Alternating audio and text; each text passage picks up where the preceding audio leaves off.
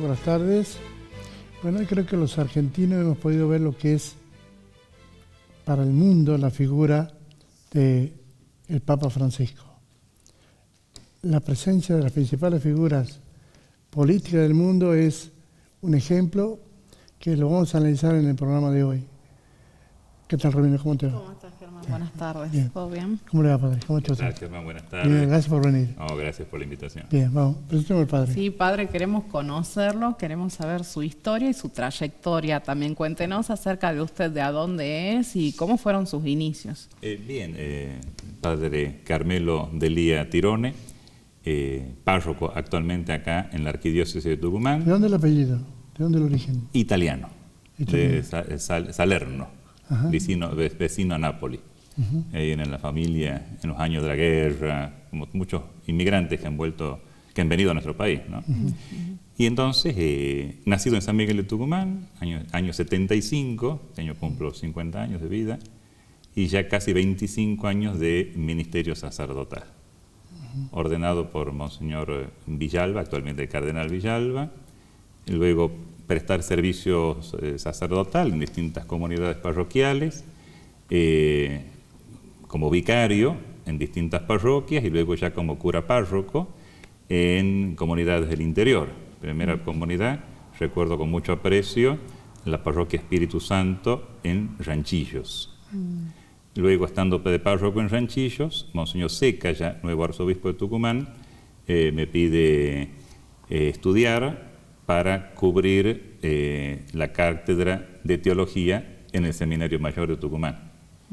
Y entonces me envía a la ciudad de Roma para hacer la licenciatura y el doctorado en teología. Estamos hablando desde el año 2012 hasta el 2017. 5 años. 5 años.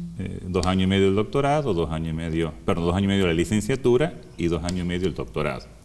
Luego, regresando ya al país, cubrir una parroquia como vicario, hasta que Monseñor Seca me dice, mire, necesito que cubra una comunidad parroquial, y allí me asigna la parroquia María Reina en la localidad del Manantial. Ahí he ejercido durante 7 años el ministerio sacerdotal como cura párroco, con todas las capillas que implicaba la jurisdicción, que era bastante amplia. Hermosa experiencia también, como la de Ranchillo, siempre, gracias a Dios, las comunidades son gente muy buena y acompañan al sacerdote. Y terminado allí el periodo, Monseñor Sánchez, nuestro nuevo, en mi caso, el tercer arzobispo que me toca acompañar, me pide cubrir una necesidad pastoral en la parroquia Nuestra Señora de la Medalla Milagrosa, frente al Parque 9 de Julio, donde estoy desde hace 1 año y poquitos meses. Además, usted es docente universitario. Efectivamente, que es uno de los motivos por los cuales también Monseñor Seca me mandó a estudiar, cubrir la vacante de docente. En primer lugar, en el Seminario Mayor, donde formamos a los sacerdotes de la Arquidiócesis. En segundo término, en el Instituto Santo Toribio de Mogrovejo, donde formamos a los profesores de religión, que van a ejercer luego ya en la educación pública. Y también, por supuesto, continuar con la formación de los profesionales en la UNSTA, tanto en sede central como en el campus en Yerobuena, que son los 3 lugares donde presto el servicio como docente, sin descuidar la tarea pastoral que no es poca, digamos, también en la parroquia. Como docente, ¿dónde se enfoca usted? Mire, en ese sentido, Germán, nosotros ponemos el eje en la dimensión humanística. ¿Qué significa eso? O sea, el hombre, decía Juan Pablo II muchos años atrás, en el año 1978, si yo no me equivoco, el hombre, el ser humano, es el camino pastoral de la Iglesia, sea en la dimensión humana, sea en la dimensión espiritual, la dimensión social. Y por lo tanto, la materia que yo dicto en la UNSTA es Formación Humanística 3.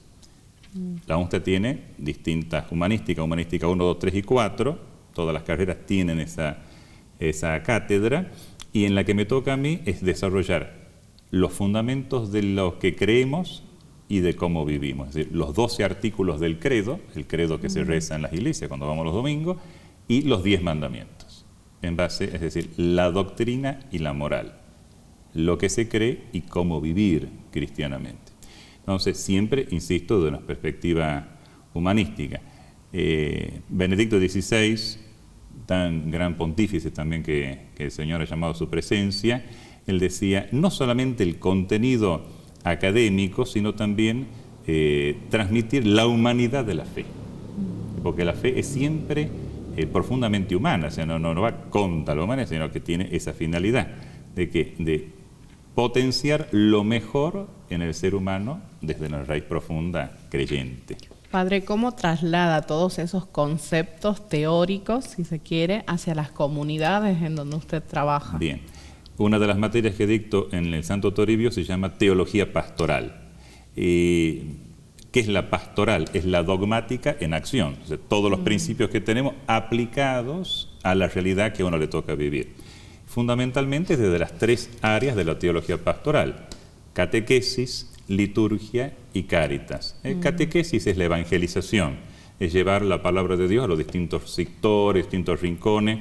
Desde el nivel inicial, la catequesis para nuestros niños, la catequesis de adulto, alguna persona tal vez mayor que le falta algún sacramento, lo preparamos con un curso de preparación, la catequesis presacramental, es decir, una charla para los padrinos de bautismo, para los que van a bautizar, una catequesis prematrimonial para aquellos que van a casarse, es decir, los distintos sectores, como así también el acompañamiento desde la catequesis en lo que se llama la formación permanente, es decir, como el sacerdote, el pastor de la comunidad, forma a su pueblo, forma a su rebaño en base a los 3 pilares, digamos, de la doctrina, que es la Sagrada Escritura, la Sagrada Tradición y el magisterio de la Iglesia.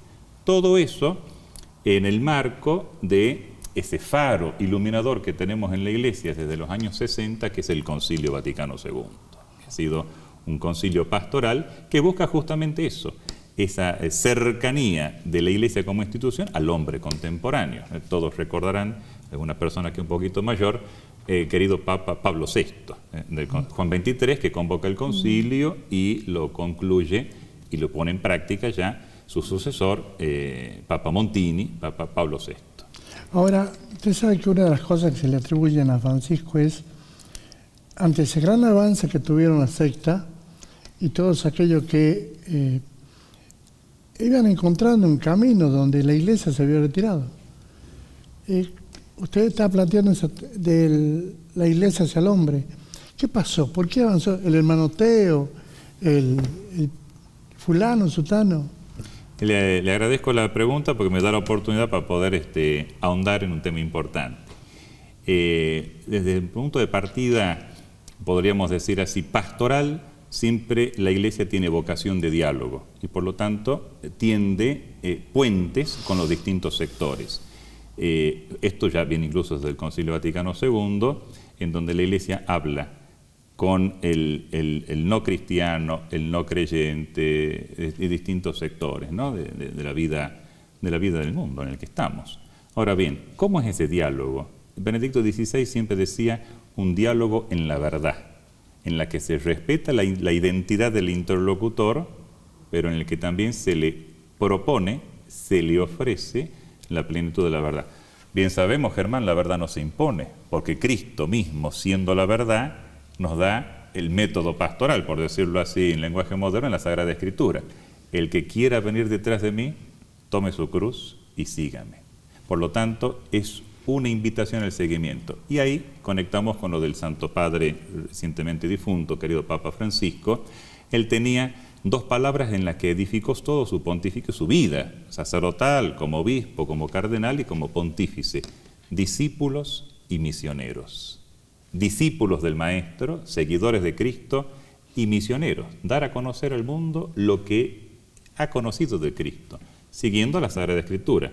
Dicen los apóstoles, no podemos callar lo que hemos visto y oído. Entonces, de esa vivencia, de esa experiencia, de ese conocimiento de Cristo, darlo a conocer a los demás. En el más exquisito respeto a la libertad de las conciencias. Se invita al seguimiento, no se impone la fe, se propone. Recuerdo la frase de un obispo fallecido, Monseñor Álvaro del Portillo, que decía en italiano, rendere amabile la verità, proponer amablemente la verdad. La imposición no tendría sentido, por una razón muy simple. La fe es un acto libre. O sea, uno cree porque quiere creer. Santo Tomás de Aquino define la fe como credere con ascensione, creer con asentimiento, querer creer, si lo decimos en lenguaje más simple todavía. ¿Por qué creo? Porque se me da la gana. Quiero creer. Y ahí está el mérito del acto de fe. La fe es siempre una respuesta ante una invitación. Dios te invita al seguimiento y el ser humano, haciendo uso de sus facultades, inteligencia y voluntad, responde, quiero creer. Padre, ahora la Iglesia Católica tiene que elegir un nuevo Papa. Francisco fue disruptivo. ¿Cree que va a seguir por ese camino el futuro de la Iglesia desde su análisis, desde sus conocimientos? Usted estuvo en Roma. ¿O cree que va a ir por el otro lado para volver a lo tradicional en la Iglesia? Yo sobre futurología evidentemente no manejo el rubro, pero sí le puedo decir cómo vienen estos días ahora. Es decir, primero lógicamente haremos el velatorio, la cristiana sepultura del Santo Padre. Ya él mismo había designado en su testamento donde quería ser sepultado, en una capilla lateral de la Basílica Santa María la Mayor. Un lugar sobrio, un lugar discreto. Se han publicado recientemente en los medios de comunicación la foto, el lugar, con una lápida muy sobria, muy propio de su estilo también, una persona que ha sido muy humilde en su vida, y con una placa que diga Francisco, y con una cruz que era la representación de su pectoral, la cruz pectoral que llevaba una cruz muy sencilla. Terminado el sepelio del Santo Padre, empieza lo que se llaman las congregaciones generales. ¿Qué significan las congregaciones generales? Algo en la que él mismo ha participado siendo cardenal en el cónclave donde él es elegido. Las congregaciones generales son la reunión de los cardenales, en donde generalmente hay como 3 pasos, diríamos así. No necesariamente, pero siempre la praxis es un análisis de la realidad, juzgar qué se debe hacer y luego pasar a la acción. En ese análisis de la realidad tenemos en cuenta la experiencia vivida de la Iglesia, es decir, bueno, durante este pontificado que ha durado 12 años, del 2013 al 2025, bien, ¿cuál es la realidad? El Santo Padre ha visitado, gracias a Dios, muchos países, a pesar de su edad y de sus situaciones de salud, ha puesto lo mejor de sí para poder llegar, sobre todo, Germán, a las periferias geográficas y existenciales, un concepto muy típico del Papa Francisco, las periferias, es decir, llegar a los alejados, a aquellos que no vienen, sino que nosotros tratamos o hacemos el esfuerzo de ir. Y por lo tanto el Santo Padre ha visitado los 5 continentes, eso es indudable, lo comprobamos en su viaje apostólico. Entonces, en base a ver cómo está la Iglesia en los 5 continentes, cómo está en el continente americano, África, Asia, Oceanía, Europa. Entonces ahí tenemos el ver, el análisis de la realidad. Sobre eso viene el segundo paso, juzgar. Bueno, ¿qué tenemos que hacer para evangelizar mejor en esto? En base a lo que hemos analizado, lo que hemos visto. Y entonces el tercer paso va a ser ¿qué cosa? El actuar. Y ahí ya pasamos al cónclave. ¿Quién de todos los candidatos que tenemos en el Sacro Colegio Cardenalicio, estos 133 padres cardenales votantes, quién de todos ellos da con el perfil pastoral, con la talla intelectual, moral, espiritual, pero sobre todo pastoral, para responder a esta exigencia que acabamos de analizar?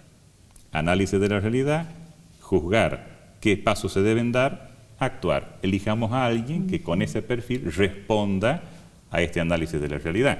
Vivimos en el 2025, no estamos analizando la situación de la Iglesia en la caída del muro, en la Revolución Francesa, ni en el Imperio Romano.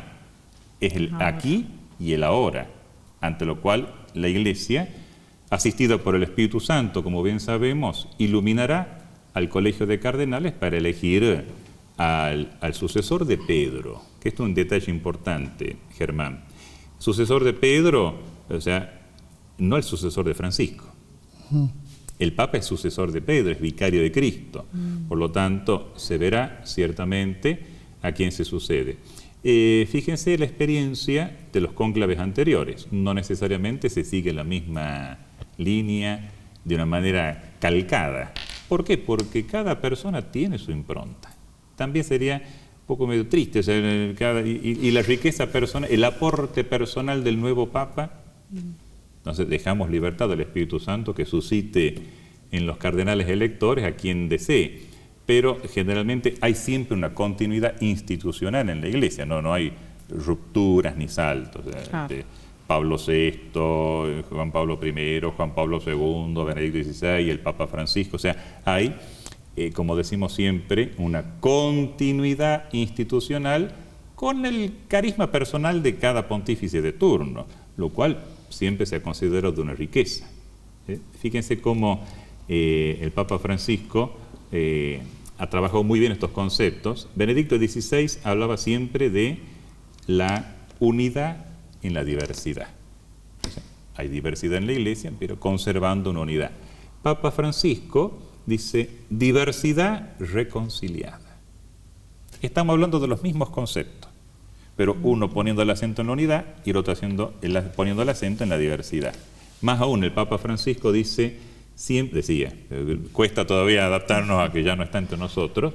Santo Padre decía, ciertamente es una preocupación que como pastores nos embarga el corazón cotidianamente. Por un lado, no perder a los salvados y por otro lado, salvar a los perdidos, que es la misión de Cristo. Usted que tiene esta parte intelectual, Francisco puso en la mesa varios temas. Puso el tema de la diversidad, puso el tema de la homosexualidad, puso el tema de las mujeres en el Vaticano. Entonces, y además puso los sectores más marginales que pueden llegar a la Iglesia. Es como que es totalmente disruptivo, como dice Romina. ¿Crees que el nuevo va a seguir esto? ¿Se puede cambiar eso? Mire, el común denominador de todos los colectivos que usted acaba de señalar es siempre el mismo. La dignidad de la persona humana. Todo ser humano ha sido creado a imagen y semejanza de Dios y por lo tanto tiene dignidad. Por eso la Iglesia Católica trata con el debido respeto y dignidad a estos distintos colectivos. La persona de condición homosexual, la persona divorciada de vuelta a casar, la persona de condición humilde, la persona, el ser humano. Y el ser humano es siempre el camino pastoral de la Iglesia. No es si es uno disruptivo o no disruptivo, sino que si tiene, como dice San Agustín, la caridad pastoral para atender distintos sectores del único rebaño de Cristo que son los miembros de la Iglesia. Pero nomás, yo me queda la última. Siempre me asombró Juan Pablo II, la formación que tenía, Francisco, que lo descubrimos su formación después, tantos idiomas, tanta formación. Cuando los eligen ya cardenal, ¿se ve mucho esa formación? Sí, evidentemente. No es un elemento determinante. Evidentemente hay gente, no todo el mundo tiene que ser intelectualmente brillante, pero sí en la Iglesia con prudencia y con sabiduría busca que sea una persona con un mínimo de criterio para estar al frente de la institución, que se imagina usted, tiene repercusión mundial. Por lo tanto, cuando hablamos de la formación del candidato al sacerdocio, del candidato al episcopado, del candidato al formar parte del colegio cardenalicio, como así también y de una manera más exigente, el candidato a sumo pontífice tiene que tener fundamentalmente esos niveles de la formación bien basados, bien fundamentados. La formación, en primer lugar, espiritual, humana espiritual. La base humana es la base de todo. Formación humana, no olvidemos que los que somos sacerdotes, los que ejercemos el ministerio sacerdotal en la Iglesia, también somos seres humanos, principalmente, sí. Hombres y mujeres de fe. Entonces, fíjense cómo tener en cuenta la dimensión humana, espiritual, doctrinal, pastoral, todos estos distintos aspectos que se logran en la formación.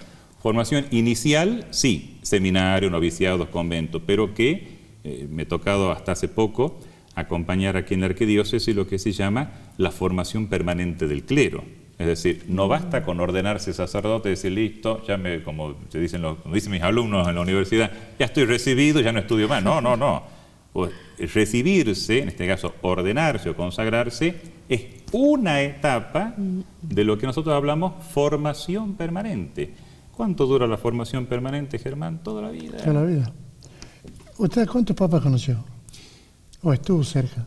Personalmente, sí, a Juan Pablo II, a Benedicto XVI, por supuesto, y a su santidad, el Papa Francisco. ¿Estuvo con ellos en Roma? Sí. Porque estuvo ahí. Sí. ¿Viaja mucho a Roma? No porque soy párroco, entonces, salvo por motivo estrictamente necesario, básicamente una canonización, por ejemplo, motivos académicos, o la última oportunidad, me tocó acompañar a dos obispos, a Monseñor Seca, que recibía el palio, es decir, cuando lo nombraron arzobispo, el Papa Benedicto XVI hizo la colocación del palio, que es una ceremonia que se hace los 29 de junio, que coincidía con mi ida a Roma por el tema de estudio, providencialmente.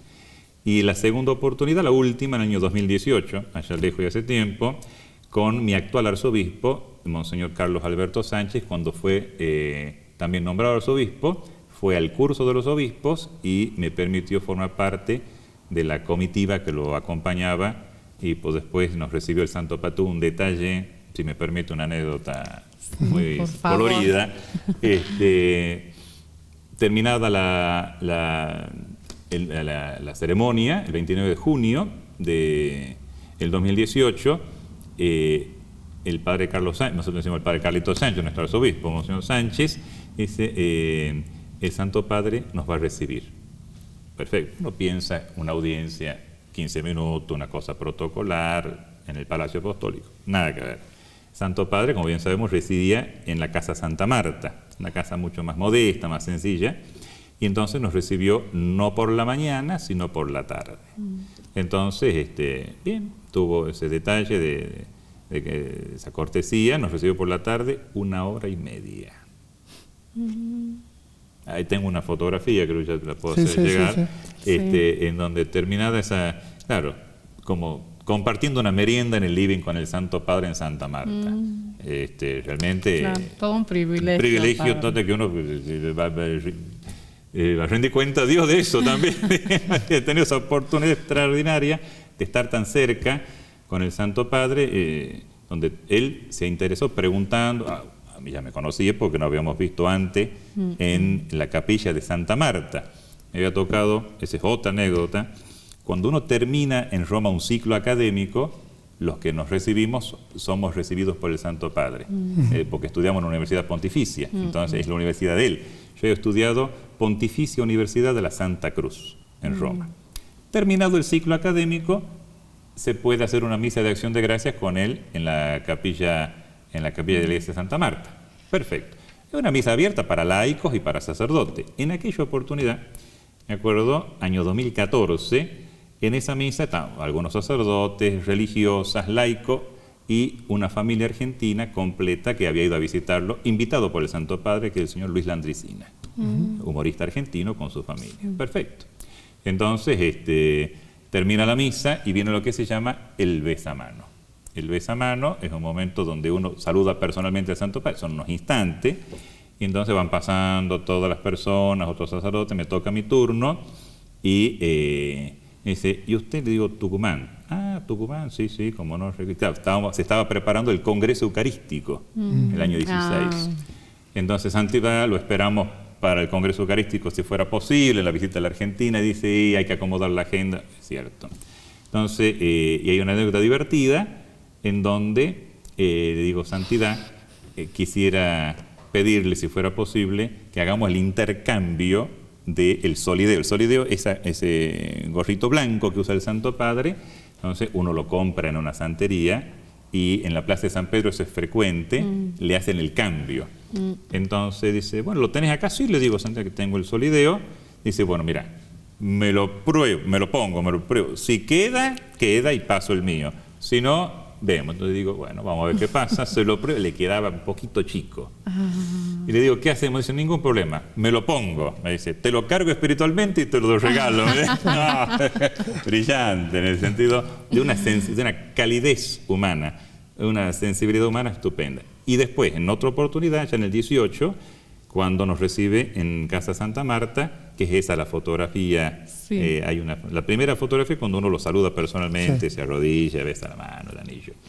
En la segunda, cuando nos recibe en Santa Marta, con esa comitiva, estaba presente la mamá, que vive todavía, de Monseñor Sánchez, otro sacerdote y yo. Entonces ahí le pregunté, digo, Santidad, Monseñor Seca y ahora Monseñor Sánchez me han permitido continuar como docente en el seminario para la formación de los futuros sacerdotes. ¿Qué me recomienda? Es una pregunta fundamental al Pastor Supremo de la Iglesia. Y entonces, con mucha sencillez, me dijo, te recomiendo que formes siempre pastores. No quisiera ideólogos, ni de una punta ni de otra. Una respuesta sabia de un hombre que ha pasado mucho en la vida de la Iglesia, que ha sido maestro novicio jesuita, que ha formado generación entera. Y entonces, y eso lo conservo como un tesoro en mi corazón como docente, porque también está la parte humana del docente. Y tener entre manos, formar futuros sacerdotes en la arquidiócesis es una responsabilidad importante. Un placer tenerlo. Gracias. Gracias por venir. No. Gracias. Muchísimas Pablo. gracias. Por favor. Hacemos una pausa y volvemos.